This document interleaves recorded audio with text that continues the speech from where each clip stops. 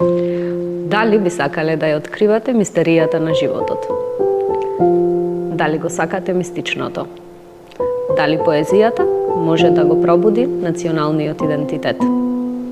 Почитувани, добре дојдовте во уште една епизода на Сенките на книгата, која е во соработка со Градската библиотека Борка Талевски Прилеп.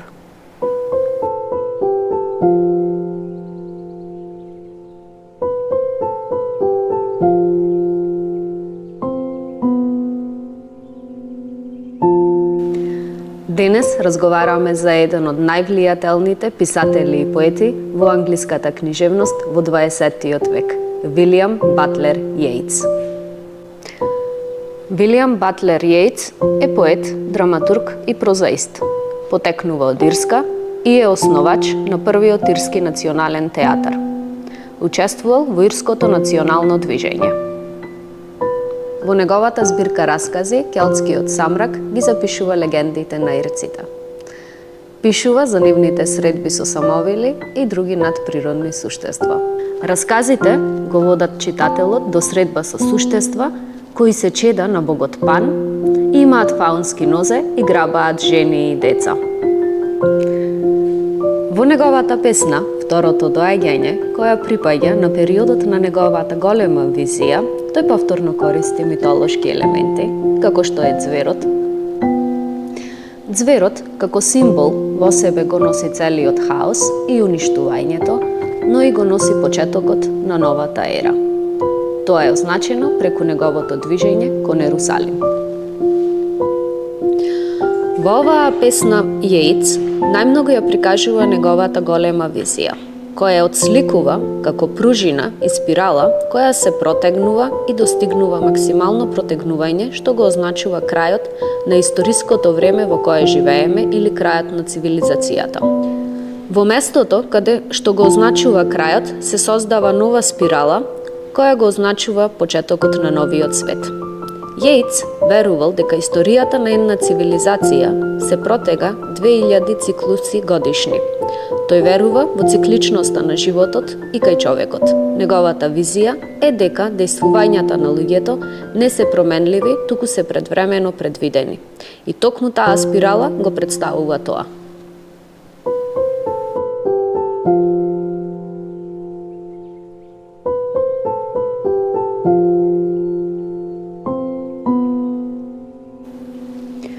Во неговата песна Великден 1916 зборува за востанието за ослободување на Ирска. Повторувањето на стихот "Ужасна убавина се роди" означува дека нешто се уништува, но и носи и некаква промена. Смртта е цената која што луѓето мораат да ја платат за ослободување на Ирска. Во песната ирскиот воздухопловец ја предвидува својата смрт, Јејтс ја отсликува безсмисленоста на војната. Тој смета дека инстинктивното чувство на задоволство од опасност го тера да се приклучи кон војската. Ниту го мрази непријателот, ниту ја сака Британија. Оваа песна го напаѓа патриотизмот и го прикажува како негирање на вистинската реалност со која се соочуваат војниците на фронтот.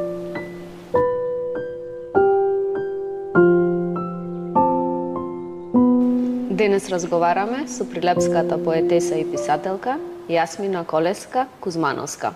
Здраво, Јасмина. Ти благодарам што прифати да бидеш дел од нашата емисија. Ве благодарам и вас на поканата. Мило ми е задоволство што сум тука денес со вас. Имаш издадено 2 збирки поезија и една монографија. Ајде малку да се осврнеме кон збирката поезија Генерации. Опишуваш 3 генерации на жени, нивниот живот, како живееле во Втората светска војна и како живеат денес. Па можеш ли да ми кажеш како живеела жената во Втората светска војна, како бил нејзиниот живот? Да, точно така како што кажавте. Имам напишано 2 поезии. Едната е Гласот на љубовта и е темата љубовна, а другата е Генерации. Во неја имам запишано за 3 жени. Виновнички, што ги продолжуваат генерациите и ја создаваат оваа збирка Генерација. Жената, во зависност од која година и време живеела, си го понесла сето незин товар и мојчност.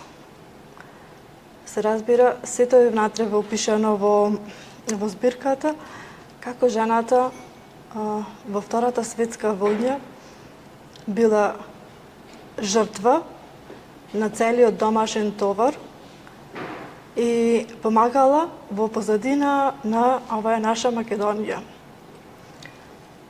Плетела, ткаела, месела и со незината умешност ги штитела партизаните.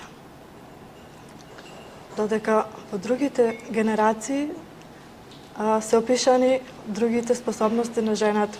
Нема да го откривам сето тоа, че го оставам самите читатели да го слушнат и да го прочитаат, да го сватат, да го разберат. Така. За монографијата е твоја последна книга и најнова, Точно така. за која што ќе правиш промоција на 4 мај, тука во Градската библиотека во Прилеп, Борката Лески. Кажи ми како се роди идејата за да напишеш една монографија? Идејата беше во случаен момент, кога во разговор со почитуваниот поет прилепски, Цане Гаревски, се роди таа идеја дека можам да ја напишам монографијата и мило ми е што испадна сето така.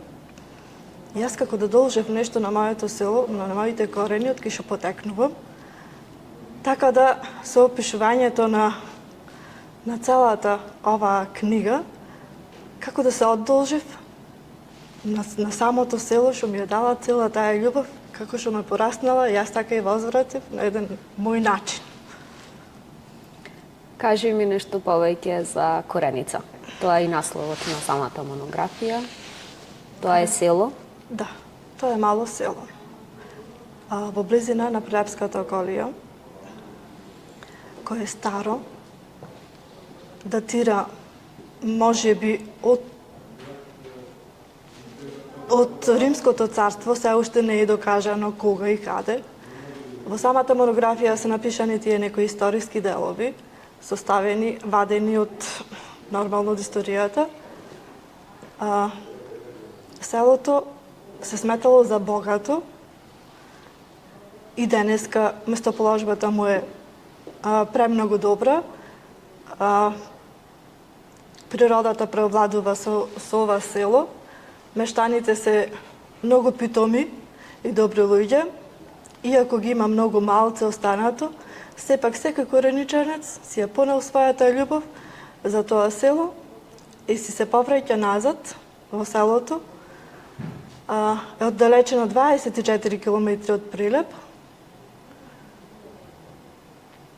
Така да ги поканувам и сите гледачи да присуствуваат од Прилеп пошироко на мојата промоција. Во твојата монографија пишуваш дека најсреќните денови од твоето детство си ги поминала таму на село со баба и дедо. Кажи ми за некоја случка кога си се чувствувала најрадосна, најсреќна? Ова ми е најтешкото прашање. Не можам да издвојам, бидејќи мене ми беа сите среќни денови поминати таму, но ги паметам најмногу утрата, кога сонцето со зракот че блеснеше и насмевката таткова ќе ме огрееше, тогаш денот започнуваше прекрасно, среќен. И скоро сите денови беа такви. Но најмногу ја паметам неговата дланка на мојата глава, како и денес е ставена и ме милува, и љубовта што ми ја дарувал, и самата околина, тоа зеленило не можам никогаш да го заборавам. Тој звук на славеот, самата природа говори за себе. Тоа е најстречното нешто за мене. Јас велам, Кореница е за мене свето место. Кажи ми некоја легенда поврзана со селото Кореница. Како што напоменав, Кореница било богато од секогаш место.